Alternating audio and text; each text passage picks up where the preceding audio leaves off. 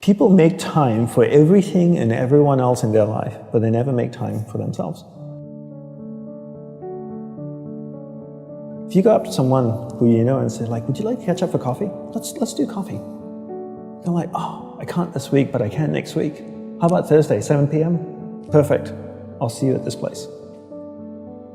When was the last time someone is willing to take time out of their life to spend time with themselves? So if I wanted to get to know you, and we've had one dinner, and we had a great conversation, we're spending time here. If I wanted to get to know you, I would have to spend time with you. We'd have to meet up for coffee, a glass of wine. If I really want to get to know you, maybe we meet up once a week. Every Friday night, we go out for a glass of wine, we chat for a couple of hours. After a year, I'd get to know you really well, you get to know me really well. But it requires me spending time with you. So if you want to get to know yourself, you need to spend time with yourself. But in a way that you can inquire, right? So people say to me things like, oh, I walk my dog in the park, that's my time with myself. And I'm like, no, it's not. That's you walking the dog. People go like, oh, I go for a jog, that's my alone time. No, that's you jogging, avoiding traffic, watching where you're stepping so you don't trip and fall over. Spending time with yourself is sitting down, closing your eyes, not interacting with the outside world, and actually going inside and having that conversation. The same conversation I would have with you and say like, hey Brian, so where did you grow up? You know, you said California, do you like to surf? No? Hate the water? Love the water? Tell me, right?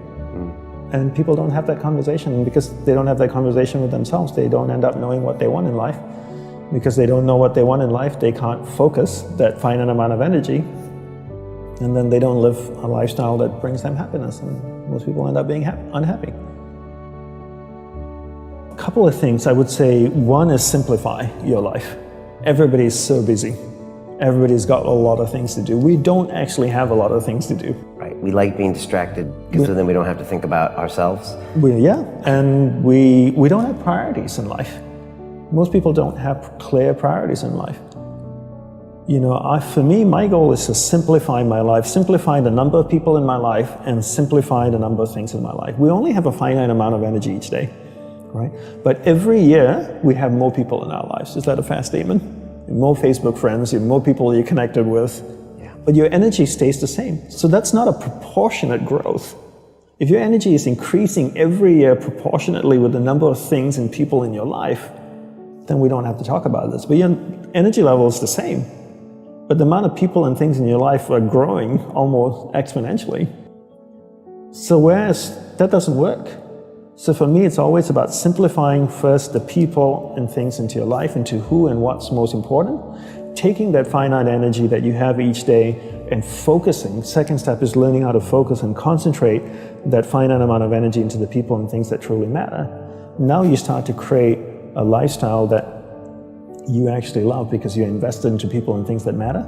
And the byproduct of that is happiness. And you said happiness is not a goal. Is that correct? Yes, happiness is not a goal. And if you ask most people, what do you want in life? They say, I want to be happy. Right? Would that be a fair statement? I mean, yeah, literally, it's in the U.S. Constitution, I think, the pursuit of happiness. The pursuit of happiness. Right. I always say you should never pursue happiness. Don't pursue happiness. Pursue a lifestyle where the byproduct of that lifestyle is happiness. So happiness comes as a byproduct. I spend time with the people that I love. What is my byproduct? I'm happy. I spend time with people I don't like. I'm not happy. So don't pursue happiness. Pursue a lifestyle that gives happiness. But in order to pursue that lifestyle, you need to be clear what you want in life. What's your purpose in life? And people don't know this because they don't spend any time with themselves. People think that the more you meditate, the better it is. So 20 minutes of meditation is not as great as 3 hours of meditation. And it's actually not how we work. For us, we believed in quality as opposed to quantity. We spent the whole day preparing to meditate. What comes before meditation? Concentration. Concentration comes before meditation. So you need to learn how to concentrate in order to meditate. And we believe that you can't meditate if you can't concentrate. So we spend the whole day focusing on concentration. So when I spoke with someone in the monastery, I spoke with another monk, I gave them my undivided attention. When I worked on my laptop, I focused on working on my laptop. When I swept the sidewalk, I focused on sweeping the sidewalk. So throughout the day, I'm practicing concentration. Now when I go to sit down to meditate, I'm really focused, and I can have a dynamic meditation session. And I always use the simple analogy of, take Usain Bolt, for example, the sprinter, right? I don't know much about him except he won 3 gold medals, fastest man on earth from Jamaica. I can make an assumption, and tell me if I'm wrong, that his whole day is structured. That he eats the right kinds of food and drinks the right amount of water. He goes to the gym. If you look at the boy, he's ripped, right? Probably works out, runs every day, I'm sure, sprints, does all kinds of things. But his whole day is preparing him for 9.57 seconds or whatever it is his world record is. Not the other way around. And people come up to me all the time, Brian, and they say, Dandapani, I'm so stressed out, I've got so much happening in my life. Do you think if I meditate for 5 minutes in the morning, it'll help my whole day?